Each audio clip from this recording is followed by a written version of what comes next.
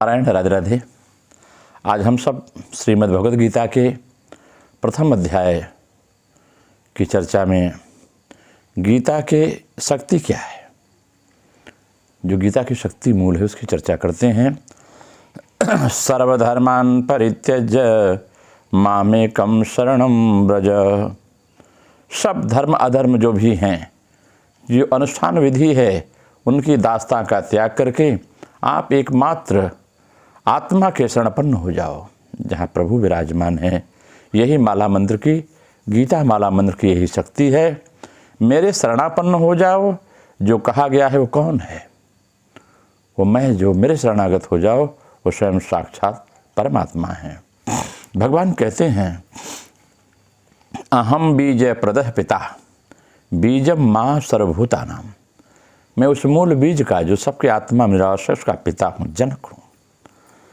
मैं ही सब में जीवों में विद्यमान हूँ। अहम ही सर्वयज्ञानां भोक्ता च प्रभुरेव च। जितने भी यज्ञ कर्म हैं, जितने भी धर्म आदि हैं, उसका मैं भोक्ता स्वयं हूँ, और उसका प्रभु, उसका नारायण, उसका ईश, उसका गॉड मैं ही हूँ। पितामहस्य जगतो माता धाता पितामह वेद्यम पवित्र ओंकारम ऋक्यसाम यजुरेव च। गतिर्भरता प्रभु साक्षी निवास शरणम सहृद प्रभव प्रलय स्थानम निधानम बीजमव्ययम्। इससे यह स्पष्ट होता है कि आत्मा ही नित्य, सत्य और सर्वदा भजनीय है, क्योंकि मतः परतरम नान्यत् किंचिदस्ति धनंजय। मुझ में अन्य कुछ नहीं है, भगवान कहते हैं। मैं एकमात्र सत्य वस्तु हूँ, और श्री कृष्ण ने पहले कहा है कि मैं जीवों की आत्मा हूँ। जो मेरे भीतर मैं स्वयं है, वो साक्षात नारायण है। इस आत्मा के शरणापन्न हुए बिना मुक्ति की प्राप्ति का कोई दूसरा उपाय नहीं दिखता है। नान्यम पंथा विद्यते यनाय। आत्मा के सिवा सब की सब वस्तुएं परमार्थतः देखा जाए तो असत्य हैं। आज हैं, कल नहीं रहेंगी। ये मिथ्या है। मिथ्या माने जो आज है और कल नहीं रहेगी। इस असत्य का सेवन ही पाप है। साधारणतः जो हम लोग पाप पुण्य को सुनते हैं, उस पाप पुण्य की आत्मा की बात सुनते हैं। आत्मा की तुलना में वे सब भी अपवित्र और अवस्तुएं हैं। सारे व्यवहारिक धर्म अधर्म का त्याग कर देना चाहिए। इसमें देह, इंद्रियां, मन आदि के सारे धर्म समझ में आते हैं। आत्मा की तुलना में वे कभी अपवित्र और अवस्तु ही हैं। अन्य शास्त्रों में नाना प्रकार के कर्म और नाना प्रकार की उपासना पद्धतियों का विधान बताया गया है। केवल यही कहा गया है कि हमारे शरणापन्न हो जाओ, किसी और मत देखो, केवल आत्मा में मन रखकर गुरु वाक्य के अनुसार साधन करते चलो।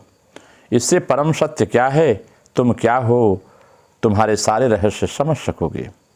सारे संस्कार जो हैं हमारे, वही बंधन के हेतु हैं। इसके द्वारा तुम कर्म संस्कार, धर्म संस्कार, द्वैत संस्कार आदि का त्याग करके सारे अनात्म धर्मों का परित्राण कर पाओगे। मतलब उनसे दूरी हो जाएगी। अनात्म धर्मों का त्याग करने से एकमात्र आत्मा में स्थिति प्राप्त होती है।